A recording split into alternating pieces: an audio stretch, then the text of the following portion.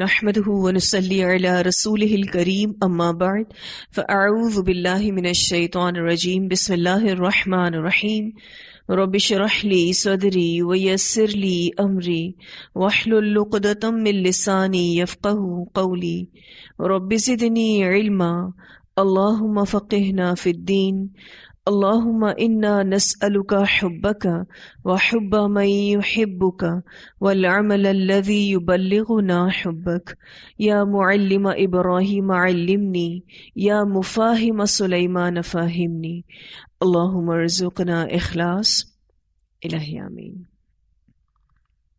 آج انشاءاللہ ہم نے ثقہ راویوں کی حدیث سے اختلاف کے باعث مردود حدیث کے بارے میں پڑھنا ہے۔ اگر کسی راوی پر یہ الزام عائد کیا گیا ہو کہ اس کی روایات ثقہ راویوں کی روایات سے مختلف ہوتی ہیں تو اس کے نتیجے میں مردود حدیث کی 5 اقسام پیدا ہوتی ہیں، جن کی تفصیلات کچھ یوں ہیں۔ اگر ثقہ راویوں سے اختلاف کرتے ہوئے اسناد میں تبدیلی کی جائے یا کسی موقوف کہتے ہیں صحابی تک پہنچنے والی روایت کو، یا کسی موقوف روایت کو مرفوع یعنی رسول اللہ صلی اللہ علیہ وسلم تک پہنچنے والی روایت بنا دیا جائے تو یہ حدیث مدرج کہلاتی ہے۔ اگر راویوں سے اختلاف کرتے ہوئے اسناد کو آگے پیچھے کر دیا جائے تو یہ حدیث مقلوب کہلاتی ہے۔ اگر ثقہ راویوں سے اختلاف کرتے ہوئے اسناد میں کسی راوی کا اضافہ کر دیا جائے تو اس روایت کو المزید فی متصل الاسانید کہا جائے گا۔ اگر ثقہ راویوں سے اختلاف کرتے ہوئے راوی کا نام تبدیل کر دیا جائے یا پھر متن میں متضاد باتیں پائی جائیں تو یہ حدیث مضطرب کہلاتی ہے۔ اگر ثقہ راویوں سے اختلاف اس طریقے سے کیا جائے کہ اس کے نتیجے میں سند تو صحیح طور پر باقی رہ جائے لیکن اس میں الفاظ تبدیل ہو جائیں تو اس حدیث کو مصحف کہا جائے گا۔ اب ہم انہی احادیث کی تفصیلات کو پڑھیں گے۔ سب سے پہلے مدرج حدیث۔ مدرج حدیث کی تعریف۔ لغوی اعتبار سے مدرج ادراج کا اسم مفعول ہے۔ اس کا مطلب ہے کہ کسی چیز میں کچھ داخل کر دینا یا اس میں کوئی اور چیز ملا دینا۔ اس کا اصطلاحی مفہوم یہ ہے کہ مدرج اس حدیث کو کہتے ہیں جس کی سند میں تبدیلی کر دی گئی ہو یا متن میں کوئی بات اس طریقے سے داخل کر دی گئی ہو کہ اسے علیحدہ سے شناخت نہ کیا جا سکے، اس کو پہچاننا یعنی مشکل ہو۔ مدرج حدیث کی اقسام۔ مدرج حدیث کی 2 اقسام ہیں، مدرج الاسناد اور مدرج المتن۔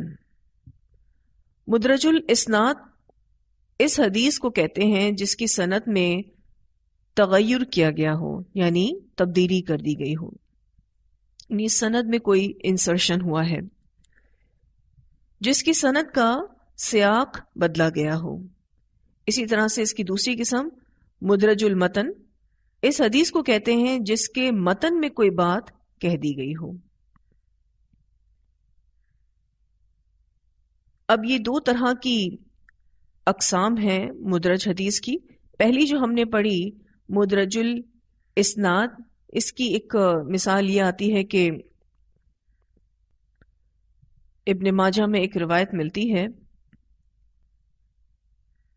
وہ روایت کچھ یوں ہے: من کثرت صلاتہ باللیل حسن وجہہ بالنہار۔ جس کی رات کی نماز زیادہ ہوتی ہے اس کا چہرہ دن کو حسین بن جاتا ہے۔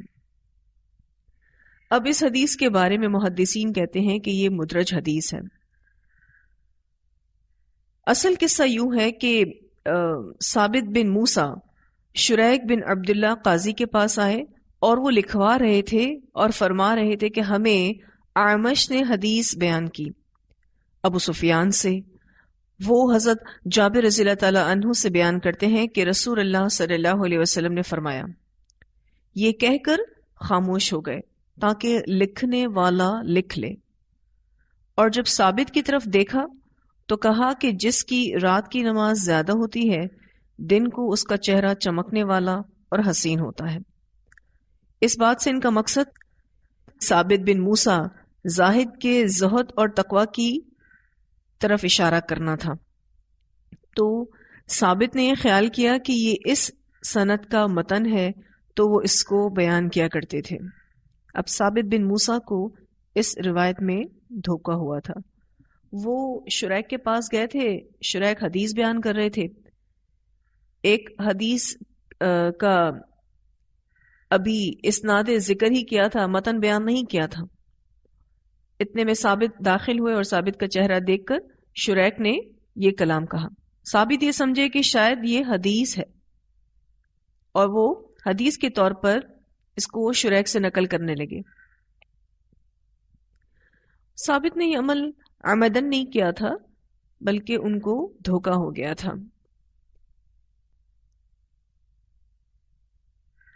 تو مدرج الاسناد میں یوں ہوتا ہے کہ راوی سند چلاتا ہے، اس کے سامنے کوئی رکاوٹ پیش آتی ہے تو وہ اپنی طرف سے کوئی کلام کرتا ہے، تو سامعین میں سے بعض لوگ یہ خیال کرتے ہیں کہ یہ کلام اس سند کا متن ہے، تو وہ اسی طرح اسے آگے روایت کر دیتا ہے، جیسے کہ میں نے ابھی آپ کو یہ مثال دی جس میں شریک جو ہیں وہ ثابت بن موسیٰ کا زہد اور تقوی بتانا چاہ رہے تھے۔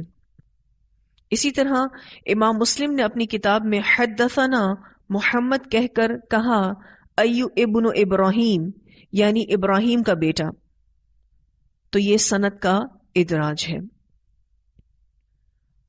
امام مسلم دراصل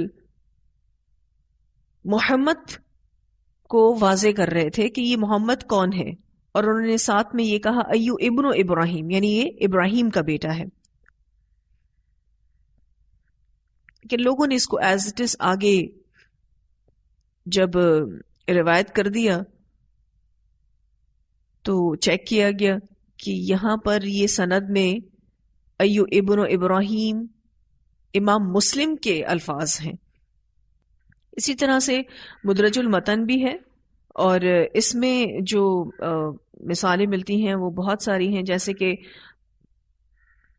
اذان کے بعد کی دعا میں اضافہ، کیونکہ مدرج المتن اس حدیث کو کہتے ہیں جس کے متن میں کوئی بات شامل کر دی گئی ہو، یعنی متن میں انسرشن ہوا ہو، اندراج ہوا ہو۔ اذان کے بعد کی دعا جو ہم پڑھتے ہیں الحمدللہ، اس میں ہمیں یہ سکھایا گیا ہے اللہم رب هذه الدعوة التامة والصلاة القائمة آتی محمدا الوسیلة والفضیلة وبعثه مقاما محمودا الذی وعدته۔ اب اسی دعا میں بہت سارے لوگوں نے اضافہ کر دیا ہے، یہاں پر جو لفظ آیا تھا والفضیلہ، اس کے بعد والدرجة الرفیعہ، اور اسی طرح سے وعدتہ کے الفاظ کے بعد ورزقنا شفاعتہ یوم القیامہ، یہ انسرشن کر دی گئی ہے، یہ اندراج کر دیا گیا ہے۔ اور یہ اندراج اس طرح کا ہوتا ہے کہ شناخت نہیں کیا جا سکتا، ایسا لگتا ہے یہ دعا کا حصہ ہی ہے۔ اسی طرح سے کھانا کھانے کے بعد کی دعا میں بھی اندراج ہے۔ کھانا کھانے کے بعد کی دعا الحمدللہ الذی اطعمنا وسقانا وجعلنا مسلمین، لیکن جو اندراج ہوا ہوا ہے وہ من کا ہے۔ بچپن سے ہی ہمیں یہ سکھایا گیا کہ جس میں ہم یہ دعا پڑھتے رہے الحمدللہ الذی اطعمنا وسقانا وجعلنا من المسلمین۔ اب اس دعا میں من ادراج ہے۔ اسی طرح امام مسلم نے اپنی کتاب میں حدثنا محمد کہہ کر کہا ایو ابن ابراہیم یعنی ابراہیم کا بیٹا، تو یہ سند کا ادراج ہے۔ امام مسلم دراصل محمد کو واضح کر رہے تھے کہ یہ محمد کون ہے، اور انہوں نے ساتھ میں یہ کہا ایو ابن ابراہیم یعنی یہ ابراہیم کا بیٹا ہے، کہ لوگوں نے اس کو ایز اٹ از آگے جب روایت کر دیا تو چیک کیا گیا کہ یہاں پر یہ سند میں ایو ابن ابراہیم امام مسلم کے الفاظ ہیں. تو سند ہو یا متن، اس میں کسی بھی کلام کو جب شامل کر دیا جائے گا تو اس کو مدرج کہتے ہیں، اور پھر مدرج حدیث ضعیف حدیث میں چلی جاتی ہے. ایک روایت آتی ہے سیدنا برا بن عازب رضی اللہ تعالیٰ عنہ نے بیان کیا کہ نبی اکرم صلی اللہ علیہ وسلم نے ایک صحابی کو وصیت کی کہ جب تم بستر پر جانے لگو تو یہ دعا پڑھا کرو، اگر تم فوت ہو گئے تو فطرت پر فوت ہو گئے، یعنی اسلام پر فوت ہو گئے. دعا یہ ہے اللہم اسلمت نفسی الیک وفوضت امری الیک ووجہت وجہی الیک والجأت ظہری الیک رغبتا ورہبتا الیک لا ملجأ ولا منجأ منک الا الیک آمنت بکتابک الذی انزلت ونبیک الذی ارسلت. اسے بخاری نے بھی روایت کیا ہے اور مسلم نے بھی روایت کیا ہے. حضرت براء رضی اللہ تعالیٰ عنہ کہتے ہیں کہ میں نے رسول اللہ صلی اللہ علیہ وسلم کے سامنے اس دعا کو دوبارہ پڑھا. جب آمنت بکتابک الذی انزلت پر پہنچا تو میں نے ورسولک کا لفظ کہہ دیا. آپ صلی اللہ علیہ وسلم نے فرمایا نہیں، یوں کہو ونبیک الذی ارسلت، یعنی نبی اکرم صلی اللہ علیہ وسلم نے صرف اس الفاظ کی تبدیلی کو بھی بدلنے کی اجازت نہیں دی. ان صحابی نے یہ کہا تھا وَرَسُولِكَ، آپ صلی اللہ علیہ وسلم نے فرمایا نہیں ایسا مت کہو، وَنَبِيِّكَ کہو. حالانکہ رسول اللہ صلی اللہ علیہ وسلم رسول بھی تھے اور نبی بھی تھے، لیکن آپ دیکھیں کہ آپ صلی اللہ علیہ وسلم کے اس طرز عمل سے پتہ چلتا ہے کہ کسی بھی طرح کی تبدیلی کی اجازت نہیں ہے. پھر ادراج کی 3 قسمیں ہیں، ابتدا میں، درمیان میں اور آخر میں. ابتدا میں ادراج کم ہوتا ہے، درمیان میں بھی کم ہوتا ہے، آخر میں اکثر اوقات ہوتا ہے. اب اس میں ایک بات بہت اہم ہے کہ کچھ ادراج احادیث کا متن بنا کر پیش نہیں کیے جاتے، بلکہ وہ حدیث کے لفظ کی وضاحت ہوتی ہے، تو اس وضاحت کو قبول کیا گیا ہے اور یہ قوسین میں لکھے جاتے ہیں، یعنی ان کو بریکٹس میں لکھا جاتا ہے.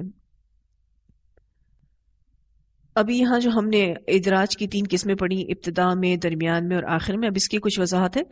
حدیث کے شروع میں ادراج کی مثال، خطیب بغدادی نے اس کی مثال دی ہے کہ ابی قطن اور شعبہ سے، محمد بن زیاد سے اور سیدنا ابو ہریرہ رضی اللہ عنہ سے روایت کرتے ہیں کہ رسول اللہ صلی اللہ علیہ وسلم نے فرمایا وضو اچھی طرح کیا کرو، خشک ایڑیوں کو آگ کی سزا دی جائے گی. جو وضو اچھی طرح کیا کرو ابو ہریرہ کی بات کا حصہ ہے جسے حدیث کا حصہ سمجھ لیا گیا. ابو ہریرہ نے یوں فرمایا کہ وضو اچھے سے کیا کرو کیونکہ میں نے سنا ہے کہ رسول اللہ صلی اللہ علیہ وسلم نے فرمایا خشک ایڑیوں کو آگ کی سزا دی جائے گی. اب یہ حدیث کے شروع میں ادراج ہو گیا، انسرشن ہو گیا. حدیث کے درمیان میں ادراج کی مثال، سیدہ عائشہ رضی اللہ تعالی عنہا وحی کے آغاز سے متعلق بیان کرتی ہیں کہ نبی اکرم صلی اللہ علیہ وسلم غار حرا میں جا کر تحنث کیا کرتے تھے. یہ عبادت کو کہتے ہیں. آپ متعدد راتیں وہیں گزارا کرتے تھے. یہ حدیث بخاری میں آتی ہے. اس حدیث میں یہ عبادت کو کہتے ہیں ابن شہاب الزہری کی بات ہے جو کہ اس حدیث میں داخل ہو گئی ہے. اب یہ بہت بڑے امام تھے ابن شہاب الزہری، وہ اس حدیث کو بیان کر رہے تھے اور ساتھ ساتھ انہوں نے تحنث کو ایکسپلین کیا، اس کو سمجھایا کہ تحنث عبادت کو کہتے ہیں. اب جو سننے والے تھے انہوں نے اس کو حدیث کا متن سمجھا اور اس کو آگے روایت کر دیا. اس لیے آپ دیکھیے کہ تفسیر کرتے وقت اس بات کا خیال کرنا چاہیے کہ اپنی بات، اپنی وضاحت اور حدیث کو الگ الگ انداز میں بیان کیا جائے، ورنہ لوگ آپ کی بات کو حدیث کا حصہ سمجھ لیں گے۔ اور یہی کچھ ابن شہاب الزہری کر رہے تھے کہ وہ ایکسپلین کر رہے تھے، لوگوں نے اس کو حدیث کا متن سمجھ لیا۔ حدیث کے آخر میں ادراج، سیدنا ابو ہریرہ رضی اللہ عنہ مرفوع روایت کرتے ہیں کہ رسول اللہ صلی اللہ علیہ وسلم نے فرمایا، غلام کے لیے دوہرا اجر ہے۔ اس اللہ کی قسم جس کے قبضے میں میری جان ہے، اگر اللہ کی راہ میں جہاد کرنا، حج کرنا اور والدہ کی خدمت کا معاملہ نہ ہوتا تو میں غلامی کی حالت میں فوت ہونا پسند کرتا۔ اسے بخاری نے روایت کیا ہے۔ اس حدیث میں اس اللہ کی قسم سے آخر تک ابو ہریرہ کی بات حدیث کا حصہ بن گئی۔ اس بات کا رسول اللہ صلی اللہ علیہ وسلم کی زبان سے ادا ہونا ناممکن ہے، کیونکہ آپ صلی اللہ علیہ وسلم غلامی کی خواہش نہ کر سکتے تھے، اور نہ ہی آپ کی والدہ موجود تھیں جن کی آپ صلی اللہ علیہ وسلم خدمت کرتے۔ غلاموں کے لیے دوہرا اجر ہے، وہ اس لیے کہا گیا کہ غلاموں کی عزت اور توقیر میں اضافہ کیا جائے، اور ایسا غلام جو اپنے دنیاوی مالک کی پابندیوں میں رہ کر اس کے کام کے ساتھ ساتھ اللہ تعالیٰ کی عبادت کرے تو آزاد شخص کی نسبت اس کا اجر دوہرا ہے۔ اب یہاں پر آپ دیکھیں تو نبی اکرم صلی اللہ علیہ وسلم کا یہ کلام نہیں، وہ کچھ باتوں سے الحمدللہ واضح ہو گیا۔ پہلی بات یہ کہ آپ صلی اللہ علیہ وسلم غلامی کی خواہش نہیں کر سکتے تھے۔ اس کی وجہ ہے کیونکہ ہمارا دین اسلام غلامی کو کنڈیم کرتا ہے، ناپسند کرتا ہے۔ اسی لیے یہ کیسے ممکن ہے کہ نبی اکرم صلی اللہ علیہ وسلم غلامی کی خواہش کریں؟ پھر دوسری بات کہ والدہ کی خدمت کا معاملہ نہ ہوتا، یہ الفاظ بھی رسول اللہ صلی اللہ علیہ وسلم کے نہیں ہو سکتے، کیونکہ رسول اللہ صلی اللہ علیہ وسلم کی والدہ موجود ہی نہ تھیں جن کی آپ خدمت کرتے۔ تو الحمدللہ یہ بات یوں کھل کر سامنے آ گئی کہ یہ بات نبی اکرم صلی اللہ علیہ وسلم نہیں کر سکتے۔ یہ لازمی طور پر ابو ہریرہ رضی اللہ عنہ کا کلام ہے جو لوگوں نے حدیث سمجھ کر آگے روایت کر دیا ہے۔ ادراج کرنے کی وجوہات، کسی شرعی حکم کا بیان، یعنی کوئی شرعی حکم بیان کیا جا رہا ہوتا ہے اور اس کو لوگ حدیث سمجھ کے آگے روایت کر دیتے ہیں۔ یعنی کوئی حدیث کو بیان کر رہا ہو، اس سے کسی شرعی حکم کو اس نے سمجھایا تو لوگوں نے اس حکم کو سمجھانے کی یا وضاحت کی جو بات تھی اس کو حدیث میں شامل کر دیا۔ حدیث کے مکمل ہونے سے پہلے ہی اس میں کسی شرعی حکم کا استنباط، یہ اس کی دوسری وجہ ہے۔ اب حدیث مکمل نہیں ہوئی تھی، اس سے پہلے ہی اس میں کسی شرعی حکم کی ایکسپلینیشن کر دی گئی۔ استنباط کہتے ہیں مقرر اصول کے تحت قرآن و حدیث سے مسائل شرعیہ کا حکم نکالنے کا عمل، کسی شرعی مسئلے میں اجتہاد کرنا۔ تو اب حدیث ابھی بیان ہی کر رہے تھے کہ اس میں کسی شرعی مسئلے میں جو اجتہاد تھا اس کو بتایا جا رہا تھا، یعنی ایک بات سے دوسری بات نکالنا۔ استنباط کہتے ہیں ایک بات سے دوسری بات نکالنا۔ اب لوگوں نے اس استنباط کو حدیث کا حصہ سمجھ لیا تو یوں بھی اندراج ہو گیا۔ تیسری وجہ حدیث میں بیان کردہ کسی نئے لفظ کی وضاحت، ان کو نیا لفظ حدیث کے دوران آیا اور اس کو واضح کیا گیا، لوگوں نے اس کو حدیث سمجھ لیا۔ خیر آج تو الحمدللہ آپ کے پاس اتنی کتابیں موجود ہیں کہ اگر کوئی اسپیکر ایسی غلطی کرتا بھی ہے تو آپ ٹیکسٹ سے حدیث کو دیکھ سکتے ہیں۔ لیکن پھر بھی تفسیر کے دوران اور حدیث کی وضاحت کے دوران اس بات کا بہت خیال رکھنا چاہیے کہ جو حدیث ہے اس کو بیان کرنے کا انداز فرق ہو اور جو وضاحت ہے اس کو بیان کرنے کا انداز فرق ہو، کیونکہ ہر انسان کی کتابوں تک رسائی نہیں ہوتی۔ کہیں ایسا نہ ہو کہ لوگ آپ کے کلام کو حدیث کا حصہ سمجھ لیں. اور ایک اور بہت اہم بات جس کا خیال کرنے کی ضرورت ہے کہ اگر حدیث کے پورے الفاظ یاد نہیں تو بیان کرتے وقت یہ کہنا چاہیے کہ یہ مفہوم حدیث ہے، ورنہ لوگ اس کو بھی حدیث کے الفاظ سمجھ لیں گے. پھر ادراج کا علم کیسے ہوتا ہے؟ کسی دوسری روایت میں یہ حدیث موجود ہو تو ادراج کا پتہ چل جاتا ہے، اور اس میں داخل شدہ متن الگ سے بیان کر دیا گیا ہو. یعنی اگر کسی اسٹوڈنٹ سے یہ غلطی ہوئی ہے کہ اس نے اپنے ٹیچر کی بتائی ہوئی حدیث میں موجود وضاحت کو حدیث کا حصہ سمجھ لیا، تو بہت سارے ایسے اسٹوڈنٹس بھی ہوتے ہیں جن کے اندر یہ فہم ہوتا ہے کہ ٹیچر نے ابھی حدیث بیان کی تھی اور یہ وضاحت ہے، تو وضاحت کو وہ الگ سے لکھ دیتے. تو جو داخل شدہ متن ہوتا ہے اس کو پھر الگ سے بیان کر دیا گیا ہو، اس سے بھی ادراج کا علم ہو جاتا ہے. ایک اور طریقہ کار بھی جس سے ادراج کا علم ہوتا ہے، اس فن کے ماہر اہل علم تحقیق کر کے واضح کر دیں کہ اس مقام پر الگ سے متن داخل کر دیا گیا ہے. اسی طرح سے راوی خود اقرار کر لے، پھر آپ صلی اللہ علیہ وسلم کی زبان مبارک سے اس کا صادر ہونا ناممکن ہو، جو کہ ابھی ہم نے ابو ہریرہ والی روایت میں پڑھا بھی کہ اس طرح کی بات تھی کہ وہ نبی اکرم صلی اللہ علیہ وسلم کہہ ہی نہیں سکتے، تو آپ صلی اللہ علیہ وسلم کی زبان مبارک سے اس بات کا صادر ہونا ناممکن ہو.